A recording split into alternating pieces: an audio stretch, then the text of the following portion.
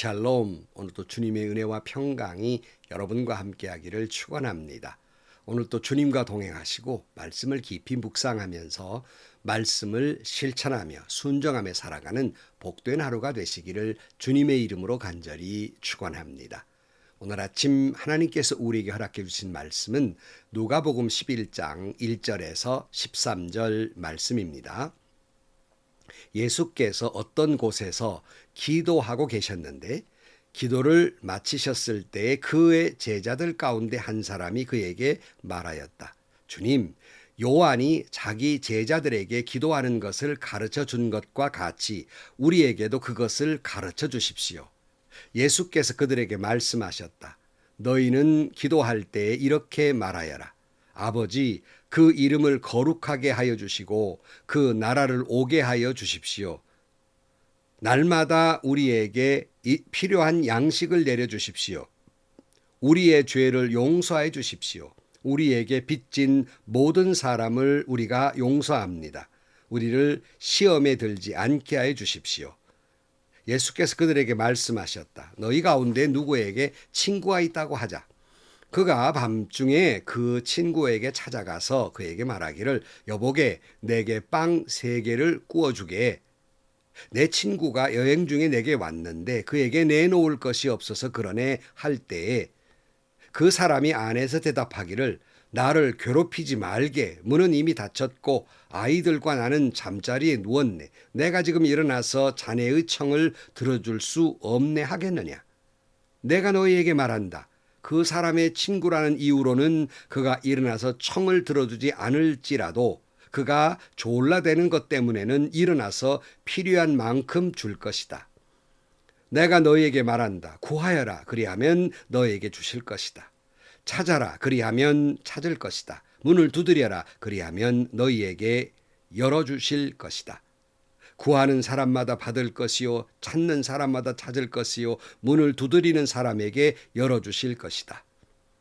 너희 가운데 아버지가 된 사람으로서 아들이 생선을 달라고 하는데 생선 대신 뱀을 줄 사람이 어디 있으며 달걀을 달라고 하는데 전갈을 줄 사람이 어디 있겠느냐. 너희가 악할지라도 너희 자녀에게 좋은 것들을 줄 알거든 하물며 하늘에 계신 아버지께서야 구하는 사람에게 성령을 주시지 않겠느냐. 아멘. 여러분, 신앙생활이란 기도 생활이라 할 수 있겠습니다. 그러니까 역으로 기도하지 않는 것은 신앙생활하지 않는 거예요. 그런 사람들은 그냥 종교적 유희만을 즐길 뿐이에요. 그러니까 자기 만족적 신앙이지요. 나도 신앙생활한다. 뭐 이것만 즐기고 있는 것이지 신앙생활을 바르게 하는 것이 아닙니다. 다시 말씀드립니다. 신앙생활은 기도하는 삶입니다. 그래서 예수님은 늘 기도의 삶을 사셨는데요. 어느 날 예수님이 기도를 하시고 마치셨을 때 제자들이 이렇게 말합니다. 오늘 1절 말씀. 예수께서 어떤 곳에서 기도하고 계셨는데 기도를 마치셨을 때 그의 제자들 가운데 한 사람이 그에게 말하였다.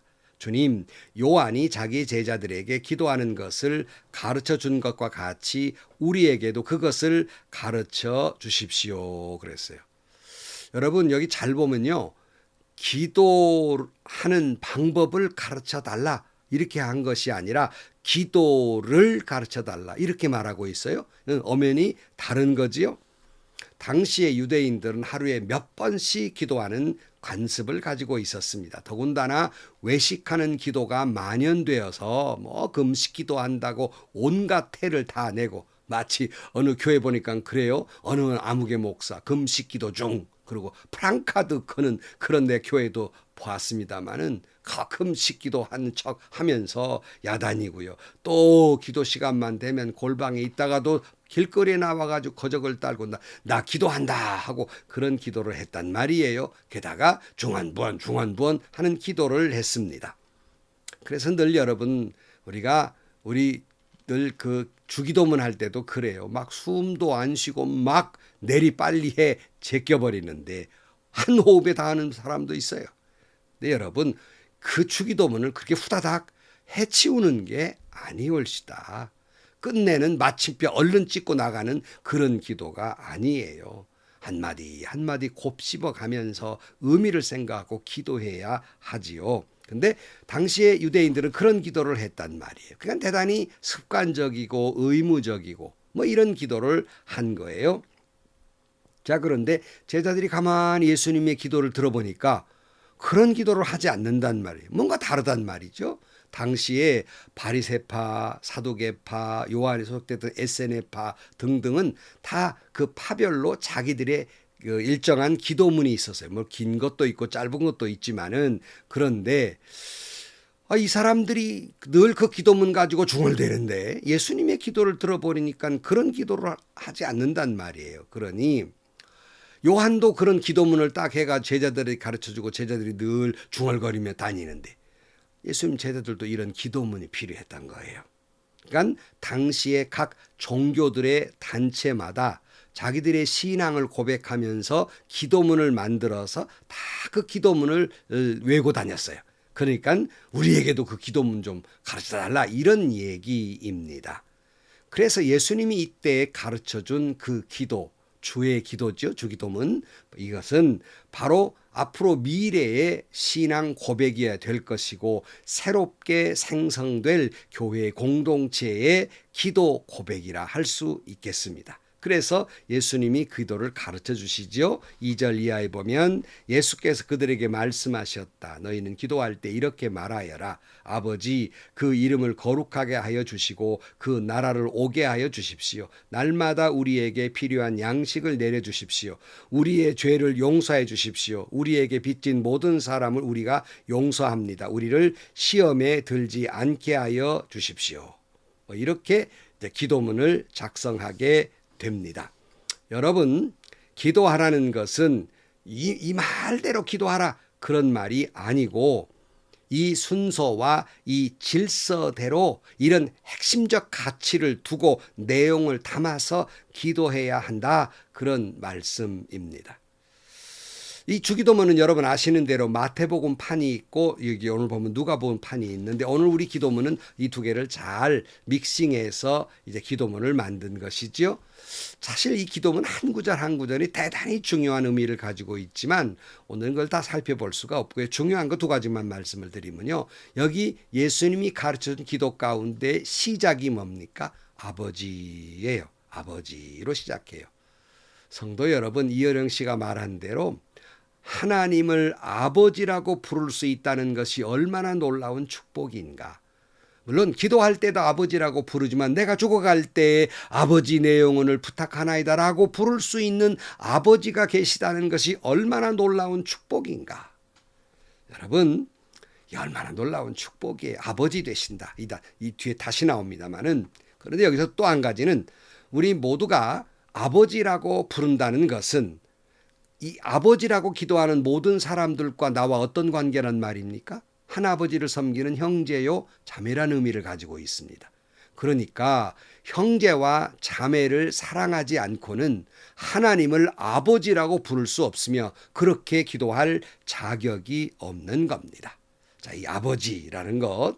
그다음에 두 번째 중요한 대목은 이 주기도문의 가장 가운데 소위 핵심 이 구절이 뭔 줄 압니까? 학자들 연구에는 가장 가운데 있는 것이 바로 3절에 있는 날마다 우리에게 필요한 양식을 내려 주십시오 하는 그런 기도예요. 새 번역에는 또는 내일 양식이라 이렇게 번역하고 있어요. 그러니까 필요한 양식, 날마다 우리에게 필요한 양식이라는 말 속에는 내일의 양식이라는 말도 포함되어 있다는 거예요. 그러니까 유대인의 의식 속에는 날마다 필요한 양식이라는 건 내일의 양식이라는 말이 되기도 한다는 말씀입니다. 그 근거는 여러분 이스라엘 백성들이 광야에서 안식 전날 이제 만나를 거두는데 안식일 날은 거둘 수 없으니까 내일 것까지 거두잖아요. 그와 같은 근거를 하면서 오늘의 양식, 내일의 양식이 되는 거예요. 또 한편으로는 여러분 조금 더 나가서 여러분 오늘의 양식이라는 말씀은 육체가 유지하기 위한 양식이라는 말씀의 뜻도 있지만 또는 다른 의미로 보면 우리의 생명의 양식 되신 예수 그리스도를 말씀하고 있기도 합니다. 요한복음 6장 35절 말씀에 예수께서 그들에게 말씀하셨다. 내가 생명의 빵이다. 내게로 오는 사람은 결코 줄이지 않을 것이요 나를 믿는 사람은 다시는 목마르지 않을 것이다. 그랬어요.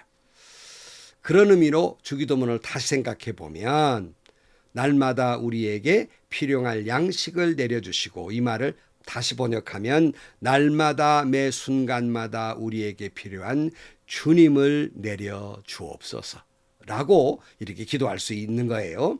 그러므로 여러분, 매일 매 순간 생명의 양식 되시는 예수로 살아가시기를 주의 이름으로 축복합니다. 우리에게 매일매일 절실히 필요한 것이 육체를 위한 양식일 뿐만 아니라 우리의 구원을 위해 매일 매 순간 절실히 필요한 것은 생명의 빵 되신 예수 그리스도입니다. 여러분, 이 고백 속에 이런 놀라운 고백이 들어있다는 사실을 깊이 깨닫고 기도할 수 있기를 축복해요. 그런데 예수님께서 이 주기도문을 가르쳐 주시자마자 즉각 이제 연장선상에서 한 비유로 말씀하시고 계시는데, 이 말은 곧 주기도문과 연관되어 있는 비유란 말씀일 수 있어요. 느닷없이 어떤 친구들이 얘기를 하고 계십니다. 한 친구가 찾아왔는데, 어느 친구 집에 찾아갔는데 밤중에 오니까 그 찾아온 친구를 대접할 빵이 없어서 이웃의 친구에게 또 갔어요.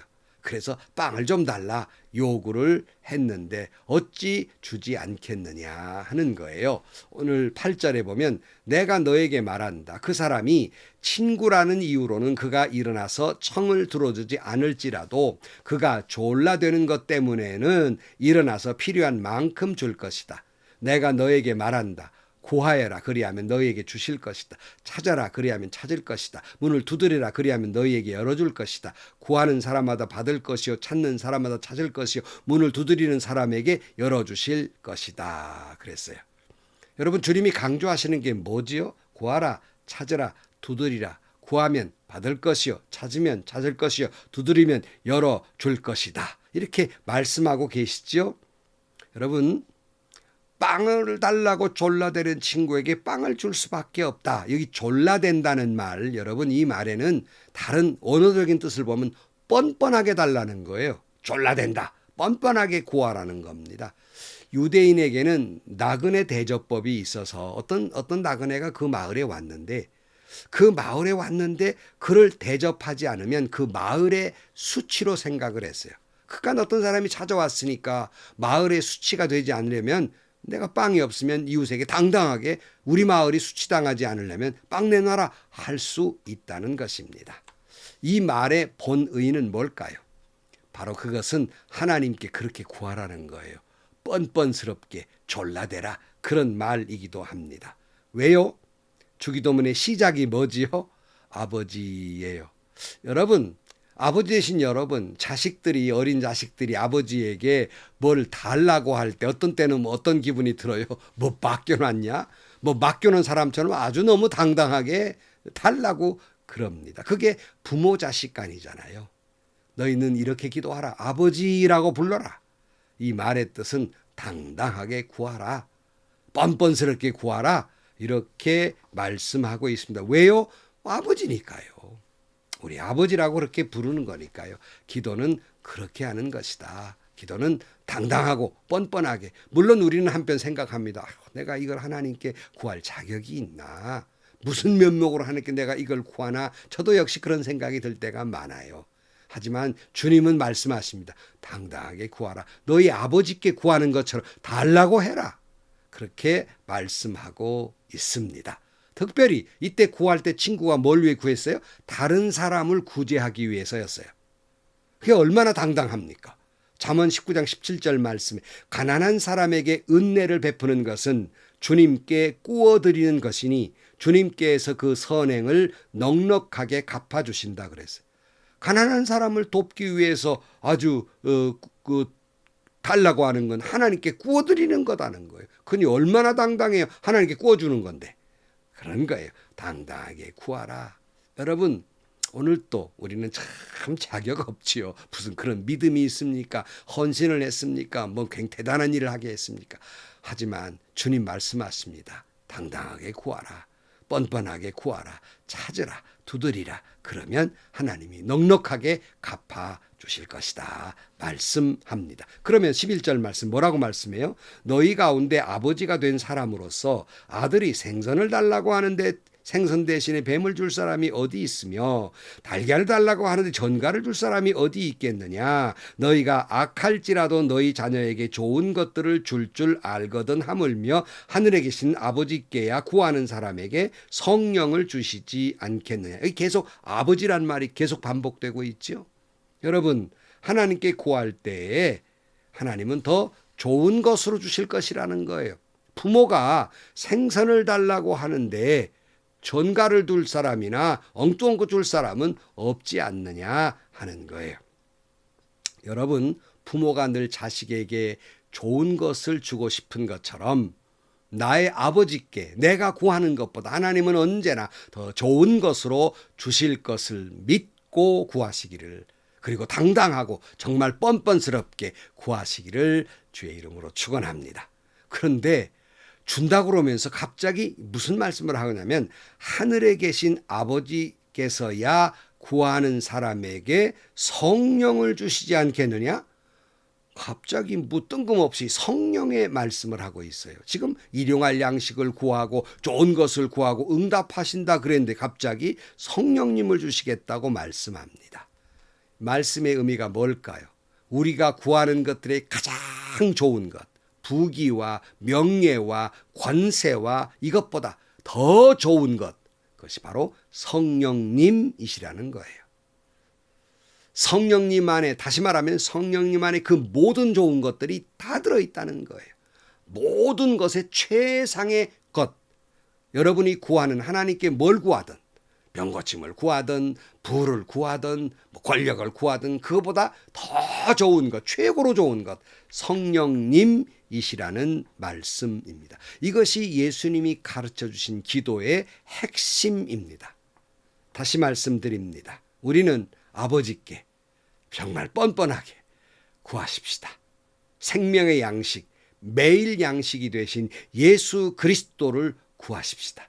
그리하면 하나님은 가장 좋은 것, 성령님으로 응답해 주실 것입니다.